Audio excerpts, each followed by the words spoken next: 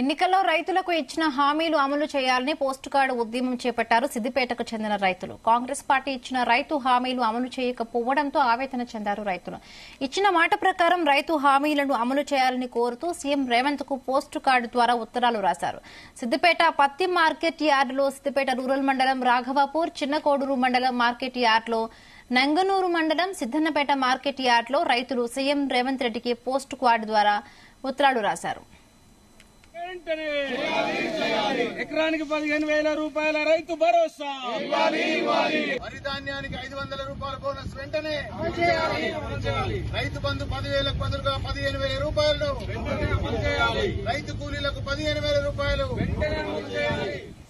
వరి ధాన్యానికి ఇస్తానన్న 500 బోనస్, రైతు భరోసాకి 10,000కి బదులుగా 15,000 రూపాయలు, రైతు కూలీలకు ఇస్తానన్న 12,000, రైతు రుణమాఫీ కింద 2 లక్షల రూపాయలు, రైతు బీమా, వర్షాలు లేక ఎండిపోయిన పంటలకు నష్టపరిహారంగా ఎకరాకు 25,000 రూపాయలు ఇవ్వాలని ఉత్తరాల్లో కోరారు.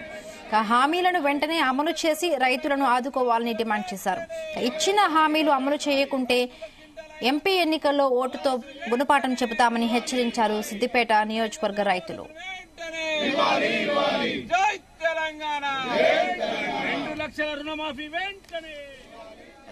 రైతులు ఉద్యమ బాట పట్టారు సిద్దిపేటలో. రైతుకి సంబంధించి మరిన్ని పూర్తి అప్డేట్స్ మా ప్రతినిధి కరుణాకర్ అడిగి తెలుసుకుందాం. కరుణాకర్.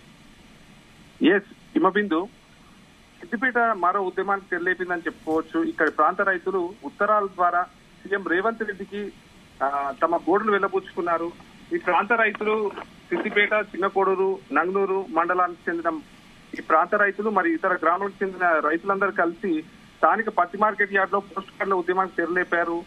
ఈ ప్రాంత రైతులందరూ తమకు వ్యవసాయంలో అధిక నష్టం వాటిల్లేదని చెప్పేసి సీఎం రేవంత్ రెడ్డి గతంలో ఎన్నికల్లో ఎన్నో హామీలు ఇచ్చారని చెప్పేసి వరి ధాన్యానికి ఇస్తా అని చెప్పిన బోనస్ 500 రూపాయలు కావచ్చు, రైతు భరోసాకు 10,000కు బదులు 15,000 రూపాయలు కావచ్చు, రైతు కూలీలకు ఇస్తా అని చెప్పిన 12,000 రూపాయలు కావచ్చు, 2 లక్షల రుణమాఫీ కావచ్చు, ఎండిపోయిన పంటలకు ఇస్తా అని చెప్పిన 25,000 నష్టపరిహారం లాంటి హామీలన్నీ నెరవేర్చాలని చెప్పేసి తదితర అంశాలను జోడిస్తూ ఉత్తరాల్లో పొందుపరిచి సీఎం రేవంత్ రెడ్డి గారికి పోస్ట్ చేశారు.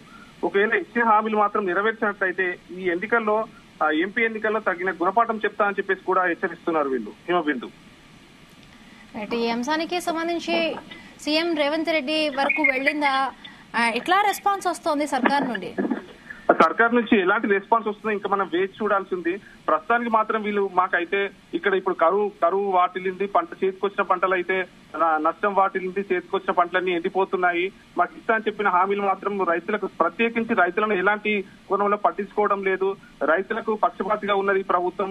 మేము ఈ ఎన్నికల్లో తప్పకుండా మేము గుణపాఠం చెప్తామని చెప్పేసి వీళ్ళైతే హెచ్చరిస్తున్నారు. ఉత్తరాల ద్వారా మేము ఇప్పుడు ఎన్నికల కూడా ఉన్నందున ఈ నేపథ్యంలో వీళ్ళైతే ఉత్తరాల ద్వారా మేము మా గోడును వెలిపించుకోవడానికి అవకాశం ఉందని చెప్పేసి ఉత్తరాలు అయితే రాసి ఈ ఉత్తరాల్లో వీరికి ఇస్తా అని చెప్పేసిన హామీలను నెరవేర్చాలని చెప్పేసి డిమాండ్ చేస్తున్నారు. ప్రభుత్వం నుంచి ఎలాంటి స్పందన వస్తుందో మాత్రం మనం వేచి చూడాల్సి ఏమవుతుందో. ఈ రైతులకు సంబంధించి రైతులకి సపోర్ట్ గా ఏ పార్టీ నాయకులు ఎవరైనా పాల్గొన్నారా అందులో? తప్పకుండా స్థానిక బీఆర్ఎస్ పార్టీకి చెందిన స్థానిక నాయకులందరూ మాత్రం వీరికి మద్దతు తెలిపారు.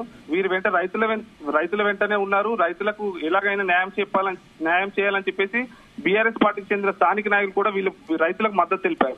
రైతులు మాత్రం స్వచ్ఛందంగా తమకు మాత్రం న్యాయం చేయాలని చెప్పేసి ముఖ్యమంత్రి రైతులను పట్టించుకోవడం లేదు, హామీలను అన్ని మర్చిపోయారు, హామీలను వెంటనే నెరవేర్చాలని చెప్పేసి మాత్రం వీళ్ళు ఉత్తరాల ద్వారా తమ గోడును అయితే వెళ్ళబుచ్చుకున్నారు. హిమబిందు.